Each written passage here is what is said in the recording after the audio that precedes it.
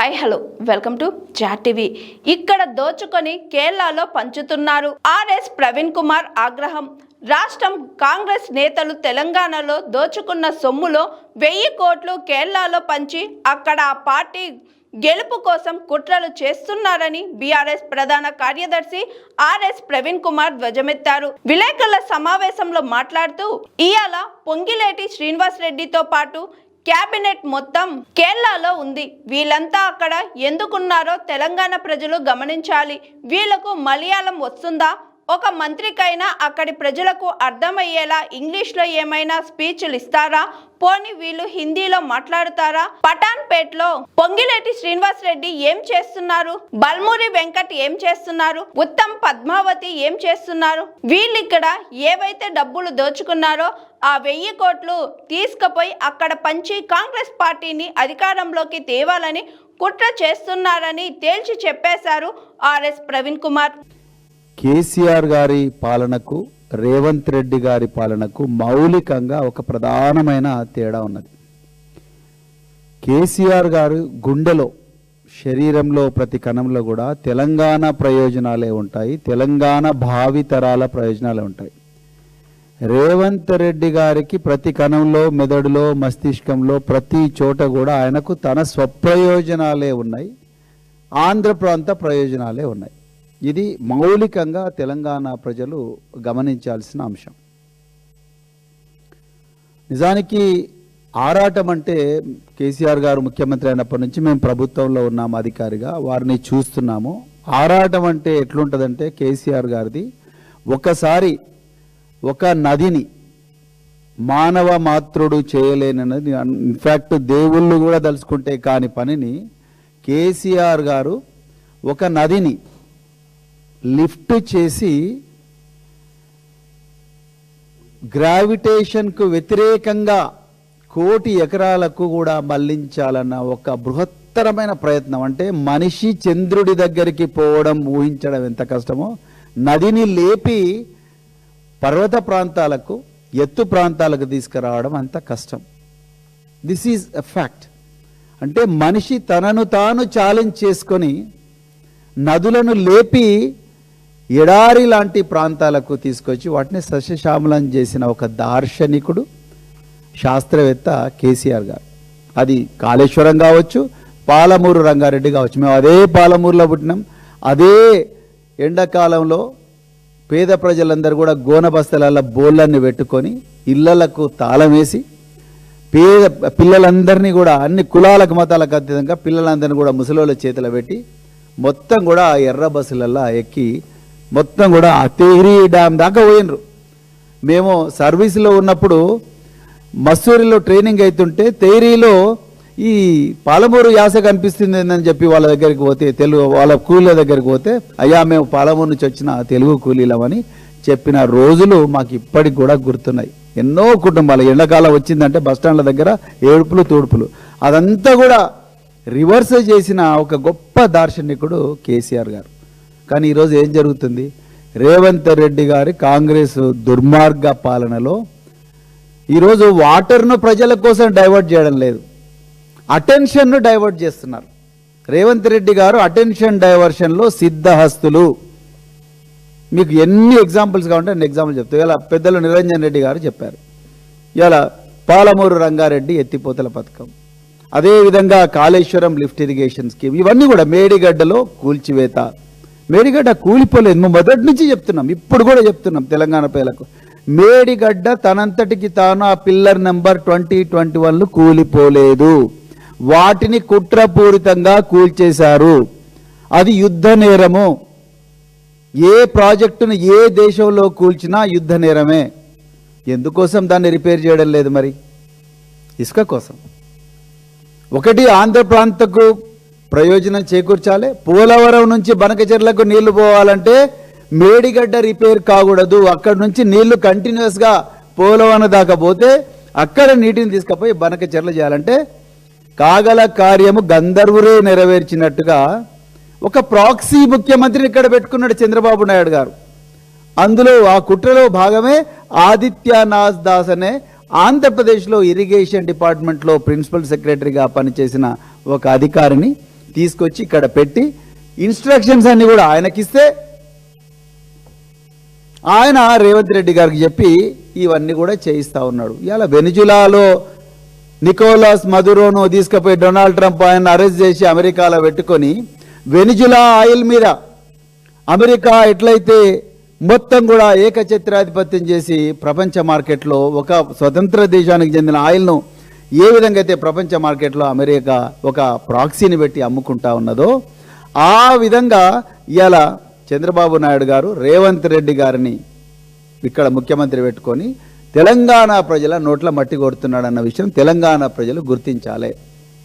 దీనికి మరి ఇది ఊకనే చేసిన స్టేట్మెంటా? కాదు, ముమ్మాటికి కాదు. మీరు చూడండి ఆదిత్యనాథ్ దాస్ పోస్టింగ్ ఎట్లయితే నిజంగా రేవంత్ రెడ్డి గారు ప్రజలందరి అభీష్టము మరి తెలుస్తూనే ఉన్నది, అన్ని పార్టీలు మొత్తుకుంటున్నాయి ఇలా మాకు అన్యాయం జరుగుతుంది. మరి ఆదిత్యనాథ్ని ఎందుకు తీసేస్తలేడు ఆయన లాంటి అధికారులు తెలంగాణ క్యాడర్లో లేరా? ఐఏఎస్ ఆఫీసర్లు ఎంతమంది రిటైర్డ్ ఇరిగేషన్ ఎక్స్పర్ట్స్ లేరు? ఆర్ విద్యాసాగరరావు గారు అప్పుడు కేంద్ర వాటర్ కమిషన్లో ఉంటే వారిని గుర్తించి కేసీఆర్ గారు తీసుకురాలేదా? అలాంటి ఎక్స్పర్ట్ ప్రభాకర్ రావు గారు జెన్కోలో ట్రాన్స్కోలో చేయలేదా? There are so many experts in the state of Telangana who have wide experience. Why is that they are not being appointed in Telangana? Why you are bringing people from Andhra Pradesh and posting them here? ఎవరికి వాళ్ళ జీతం వాళ్ళ జీతం ఎవరిస్తున్నారు? తెలంగాణ ప్రజలు ఇస్తున్నారు. మేడిగడ్డ ఎందుకు repair చేయడం లేదు మీరు? ఇసుక కోసం, ఆంధ్ర ప్రాంతానికి లబ్ధి చేకూర్చడం కోసం. మీ దుర్మార్గాలు ఎక్కడి దాకా పోయినాయంటే 24 కోట్ల రూపాయలతోని మానేరు రివర్ మీద చెక్ డ్యామ్ కడితే ఇసుక కోసం డైనమైట్లు పెట్టి పేల్చేసిన దుర్మార్గులు మీరు. తెలంగాణ పొట్ట మీద కత్తులతో తెలంగాణ పొట్టను కొట్టిన దుర్మార్గులు మీరు. ఎవరన్నా కట్టిన ప్రాజెక్టులను 24 కోట్లతో కట్టిన తెలంగాణ సంపదను ఇసుక దందా కోసం డైనమైట్లు పెట్టి పేలుస్తారా? ఇదా మీరు చేసేది? 90% పూర్తయిన పాలమూరు రంగారెడ్డి ఎత్తిపోతల పనులను దాదాపు 90 నుంచి 100 టీఎంసీల ఏదైతే కెపాసిటీ ఉందో వాటికి ఇంకొక 1000 కోట్లు 2000 కోట్లు పెట్టి రిపేర్ చేయిస్తే యాడ్ చేసి మొత్తం కంప్లీట్ చేస్తే ఎన్ని లక్షల ఎకరాలు పాలమూరు రంగారెడ్డి. మరి పాలమూరు బిడ్డ మీరు, జననీ జన్మభూమి ఇచ్చా స్వర్గాదపి గరియేసి అంటారు. నువ్వు ఆ ప్రాంతంలో జన్మించి రేవంత్ రెడ్డి గారు దాని నోట్ల మట్టి కొడుతున్నావు. మరి అక్కడ పెట్టాల్సిన డబ్బులు ఎక్కడ పెడుతున్నారు? తెలంగాణ ప్రజలు గుర్తించాలి. రేవంత్ రెడ్డి గారు ఎక్కడ పెడుతున్నారు చూడండి, అది కూడా చెప్పాలి మీకు. అక్కడ పెట్టాల్సిన డబ్బులు పొంగులేటి శ్రీనివాసరెడ్డి జోబులకు పోతున్నాయి. అక్కడ పెట్టాల్సిన డబ్బులు అంటే 1000 నుంచి 1500 కోట్లు పెడితే తెలంగాణ, ముఖ్యంగా దక్షిణ తెలంగాణ శస్యశ్యామలమయ్యే పాలమూరు రంగారెడ్డికి పెట్టాల్సిన డబ్బులు ఎక్కడ పెడుతున్నారు రేవంత్ రెడ్డి గారు చూడండి. ఒకటి, ఫ్యూచర్ సిటీ ఆగ మేఘాల మీద మనుషులు లేని గుండ్లు ఉండి బల్లులు కూడా గుడ్లు పెట్టని భూముల్లో 4000 కోట్లతోని ఫ్యూచర్ సిటీ అనే పేరు పెట్టి దానికి సీఎం రమేష్ అని ఆంధ్ర ప్రాంతంలో ఉండే ఒక బీజేపీ ఎంపీకి డైరెక్ట్ నామినేషన్ బేస్ మీద కాంట్రాక్ట్ ఇచ్చి ఆయన ఇక్కడ రిత్విక్ అనే ఇన్ఫ్రా అనే ఒక కంపెనీ హెడ్ క్వార్టర్ పెడితే అక్కడ పోలీసు బందోబస్తు పెట్టిండు రేవంత్ రెడ్డి. 4000 కోట్లు. అయ్యా రేవంత్ రెడ్డి గారు, ఇప్పుడే నిరంజన్ రెడ్డి గారు చెప్పారు, Kalwakurthy lift irrigation, Dindi lift irrigation, అదేవిధంగా పాలమూరు రంగారెడ్డిలో if you can give at least 50% of this 4000 crores లక్షల ఎకరాలకు అవుతుంది. జూపల్లి కృష్ణారావు గారికి ఇవన్నీ తెలియవా? అని అలా పోతా ఉన్నాడు, 200 మందిని 200 కార్లు వేసుకోకపోతే ఎవరి కోసం పోతున్నావు నాన్న? ఏం తెలియదా మాకు ఇవన్నీ డ్రామాలు? అదేవిధంగా కొడంగల్ నారాయణపేట లిఫ్ట్ ఇరిగేషన్ ఉన్నదాన్నే మళ్ళీ రీఇంజనీరింగ్. ఇప్పుడే చెప్పారు నిరంజన్ రెడ్డి గారు, పాలమూరు రంగారెడ్డిలోనే కొడంగల్ నారాయణపేట కూడా ఇంటిగ్రల్ పార్ట్ అని తెలిసినప్పటికీ కూడా మళ్ళీ దాన్ని 3700 కోట్లు ఎక్సెస్ మెగా కృష్ణారెడ్డి, పొంగులేటి శ్రీనివాసరెడ్డి, రాగా కన్స్ట్రక్షన్, మెగా కన్స్ట్రక్షన్ వాళ్లకు ఎక్సెస్ దాని మీద ఇచ్చి ఇద్దరికి సగం సగం వచ్చి మీరు మళ్ళీ దోచుకోండి అని చెప్పింది. గత వారంలో తెలంగాణలో అక్రమంగా మైనింగ్ జరుగుతూ ఉన్నది, చట్ట వ్యతిరేకంగా మైనింగ్ జరుగుతూ ఉన్నది. దీని అంతని వెనకాల పొంగులేటి శ్రీనివాసరెడ్డి అనే సీనియర్ క్యాబినెట్ మంత్రి ఉన్నాడని చెప్పి బీఆర్ఎస్ పార్టీ వీరోచిత పోరాటం చేస్తే మా ఎమ్మెల్యే విజయుడు గారితో సహా, మా కేటీఆర్ గారు, హరీష్ రావు గారితో సహా అందరు ఎమ్మెల్యేలను సస్పెండ్ చేసిండ్రు. 1800 కోట్ల మైనింగ్ ఫీజు కట్టాల్సిన వాళ్ళు 900 కోట్లే కట్టినామని చెప్తుంటే మరి మిగతా 900 కోట్లు ఎక్కడ పోయినాయని అడిగితే ఇలా ఆ బీఆర్ఎస్ ఎమ్మెల్యే అందరూ సస్పెండ్ చేసిండ్రు. ఇలా పొంగులేటి శ్రీనివాసరెడ్డి గారు మొత్తం క్యాబినెట్ కూడా కేరళలో ఉన్నది. ఎందుకున్నది చెప్పండి, తెలంగాణ ప్రజలు గమనించాలి విషయం. వీళ్ళకి మలయాళం వస్తుందా ఒక్క మంత్రి కన్నా? రాదు. వీళ్ళు పోనీ అక్కడ మలయాళ ప్రజలకు ఇంగ్లీషులో మాట్లాడితే అర్థమవుతుంది అని అనుకుంటే ఇంగ్లీష్లో స్పీచ్లు ఇచ్చే వాళ్ళందరూ అక్కడ పోయినరా? పోనీ వీళ్ళు హిందీలో మాట్లాడతారా? వీళ్ళు ఏమి మలయాళం అయితే ఒక ముక్క రాదు. మరి వీళ్ళు పోయి అక్కడ ఏం చేస్తున్నారు? పటాన్పేటలో పొంగులేటి శ్రీనివాసరెడ్డి గారు ఏం చేస్తున్నారు? బల్మూరు వెంకట్ అక్కడ ఏం చేస్తున్నారు? ఉత్తమ్ కుమార్ రెడ్డి, ఉత్తమ్ పద్మావతి గారు ఏం చేస్తున్నారు అక్కడ? వీళ్ళు ఇక్కడ ఏవైతే డబ్బులు దోచుకున్నారో ఆ 1000 కోట్లు తీసుకుపోయి అక్కడ పంచి కాంగ్రెస్ పార్టీని అధికారం తీసుకురావాలని కుట్ర చేస్తూ ఉన్నారు. తెలంగాణ ప్రజలు గమనించాలి. 2024 ఏప్రిల్ మాసంలో కేసీఆర్ గారు గ్రామాన ఆరోగ్యం బాగాలేకపోయినా కూడా ఇక్కడున్న ఎమ్మెల్యేలు అందరూ, ఎక్స్ఎమ్మెల్యేలు, ఎమ్మెల్యేలు అందరూ కూడా సాక్షులే. ఆరోగ్యం బాగలేకపోయినా కూడా కట్టెపట్టుకొని అనారోగ్యంతో ఉన్నప్పటికీ కూడా మొత్తం తెలంగాణ అంతా కూడా తిరిగి ఒక్కటే మాట చెప్పిండు, అయ్యా మన ప్రాంతాన్ని రక్షించే దమ్ము, మన ప్రాంత ప్రయోజనాలు గుండెలో ఉండే ఏకైక పార్టీ బీఆర్ఎస్ పార్టీ అని చెప్పారు. దయచేసి బీఆర్ఎస్ పార్టీ ఎంపీలను గెలిపించండి. మనం ఢిల్లీకి పోతే ఇదే కేఆర్ఎంపీని మెడలు వంచి తెలంగాణ పొలాల్లోకి నీళ్ళు వచ్చే విధంగా చేసే దమ్ము మన వాళ్ళకు వస్తుంది అన్నారు. అమాయకత్వంతో తెలంగాణ ప్రజలు బీఆర్ఎస్ పార్టీని గెలిపించలేకపోయారు. కాంగ్రెస్ పార్టీ చేసిన ఏదైతే అసత్య ప్రచారము, బీజేపీ పార్టీ మత విద్వేషాన్ని నూరిపోస్తే తెలంగాణ ప్రజలు అమాయకంగా 8 మంది బీజేపీ ఎంపీలను, 8 మంది కాంగ్రెస్ ఎంపీలను గెలిపించారు. ఒక్కరోజైనా ఎంపీలు కేంద్ర జల వనరుల శాఖ మంత్రి దగ్గరికి పోయినరా? ఒక్కరోజైనా వీళ్ళు పార్లమెంటు ముందర ధర్నా చేసినరా? ఒక్కరోజైనా వీళ్ళు దేశ ప్రధానమంత్రి గౌరవ నరేంద్ర మోడీ గారి దగ్గరికి పోయి యామా తెలంగాణకు అన్యాయం జరుగుతుందని రాజీనామా చేసిండ్రు? ఆ రోజు తెలంగాణ ప్రయోజనాల కోసం ఎమ్మెల్యే సీట్లను కూడా మొత్తం కూడా 4-5 సార్లు వదులుకున్నారు కేసీఆర్ గారు. ఎంతోమంది ఎమ్మెల్యేలు రాజీనామాలు చేసి మాకు తెలంగాణ కావాలని పోరాటం చేసిండ్రు. అందువల్లనే కదా ఈ రోజు తెలంగాణ దేశంలో నెంబర్ 1 రాష్ట్రంగా మారింది. ఎక్కడ పోయింది మరి ఈరోజు ఈ 16 మంది ఎంపీలు ఎందుకు రాజీనామాకు సిద్ధం కావడం లేదు? నిజంగా మీరు తెలంగాణ కోసం పోరాడితే తెలంగాణ ప్రజలు మళ్ళీ గెలిపిస్తారు కదా. ఎందుకు పాలమూరు రంగారెడ్డి గురించి మహబూబ్నగర్ జిల్లాలో మరి గెలిచిన డికే అరుణ గారు, మల్లు రవి గారు మీరందరూ ఎందుకు పోవడం లేదు? కొండా విశ్వేశ్వరరెడ్డి గారు ఆ రోజు మేడిగడ్డ కూలిపోతే పెద్ద ప్రజెంటేషన్ ఇచ్చింది కదా శాండ్ మోడల్ పెట్టి. మరి ఎందుకు కొండా విశ్వేశ్వరరెడ్డి గారు ఈరోజు ప్రజెంటేషన్ ఇవ్వడం లేదు? పాలమూరు రంగారెడ్డికి చేవేళ్లకు జరుగుతున్న అన్యాయం. So your just numbers. 16 members ఉత్సవ విగ్రహాల దగ్గర అక్కడ కూర్చోవాలి, బల్లలు కొట్టుకుంటూ కూర్చోవాలి. మేమేమో అడిగితే మేము చప్పట్లు కొడుతున్నామని చెప్పి మీరు విమర్శలు చేస్తారు. ఇది మీ సంస్కృతి. తెలంగాణ ప్రజలు దయచేసి గమనించాలి. ఈరోజు మన రాష్ట్రాన్ని పరిపాలిస్తున్నది రేవంత్ రెడ్డి కాదు, చంద్రబాబు నాయుడు.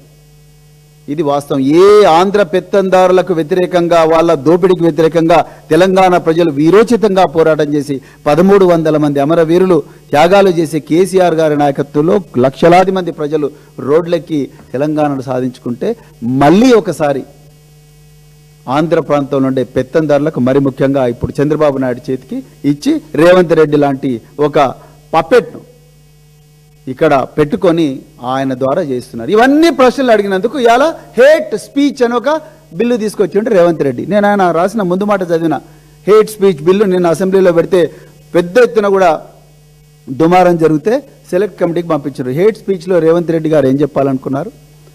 ఎవరైనా మేము చేస్తున్న ఈ వీటన్నిటిని కూడా ప్రశ్నిస్తే మేము బరాబర్ మిమ్మల్ని కేసులు పెడతాం, లోపలికి పంపిస్తాం, బొక్కలో దోస్తామని చెప్తున్నారు. ఎందుకండి? భారతీయ న్యాయ సంహితలో ఆల్రెడీ హేట్ స్పీచ్ మీద సెక్షన్లు ఉన్నాయి. ఐటీ యాక్ట్ 67 ప్రకారం కూడా హేట్ స్పీచ్ నేరము. వీటి రెండిట్లలో శిక్ష క్లియర్గా చట్టము చెప్పినప్పటికీ కూడా రేవంత్ రెడ్డి గారు ఘోరంగా కుట్ర చేశారు. ఇవన్నిట్లలో కూడా కేవలం శిక్ష 3 సంవత్సరాలే ఉంది. కాబట్టి సోకాల్డ్ నిందితులకందరికీ ప్రశ్నించిన ప్రజలను పోలీసులు అరెస్ట్ చేసినప్పుడు మెజిస్ట్రేట్లు వీళ్ళందరికీ కూడా స్టేషన్ బెయిల్ ఇస్తున్నారు. పోలీస్ ఆఫీసర్లు స్టేషన్ బెయిల్ ఇస్తున్నారు, మేజిస్ట్రేట్లు వెంటనే బెయిల్ ఇస్తున్నారు. కాబట్టి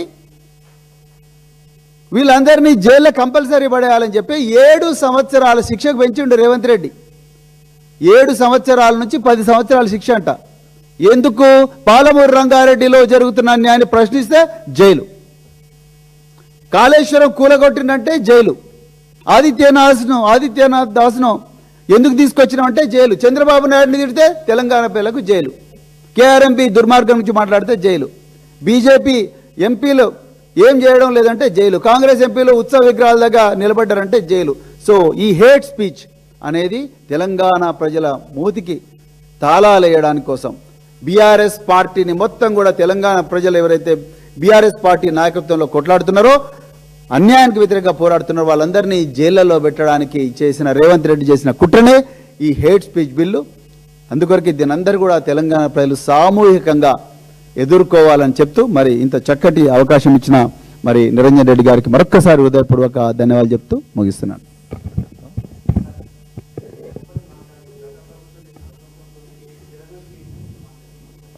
ఇప్పుడు ప్రభుత్వం ఉన్నప్పుడల్లా ఆయన సిగ్గుపడతాడా, తనను తాను అభినందించుకుంటాడా ఒకసారి అడగాలి. అన్ని ప్రభుత్వాలలో ఆయనే మంత్రి ఉన్నాడు. కాంగ్రెస్లో ఆయనే మంత్రి, బీఆర్ఎస్లో ఆయనే మంత్రి, మళ్ళీ కాంగ్రెస్లో ఆయనే మంత్రి. అక్కడ ఏమైనా పని సరిగ్గా జరగలేదంటే మొదటి బాధ్యత ఆయన తీసుకోవాలి, ముందు క్షమాపణ ఆయన చెప్పాలి. పొరపాటు ఏమైనా జరిగితే దానికి బాధ్యత ఆయనే వహించాలి. సిగ్గు లేకుండా మాట్లాడేటోళ్ళకి hi, this is Swathi. Like చేయండి, షేర్ చేయండి, కమెంట్ చేయండి అండ్ సబ్స్క్రైబ్ చేయండి GRTV.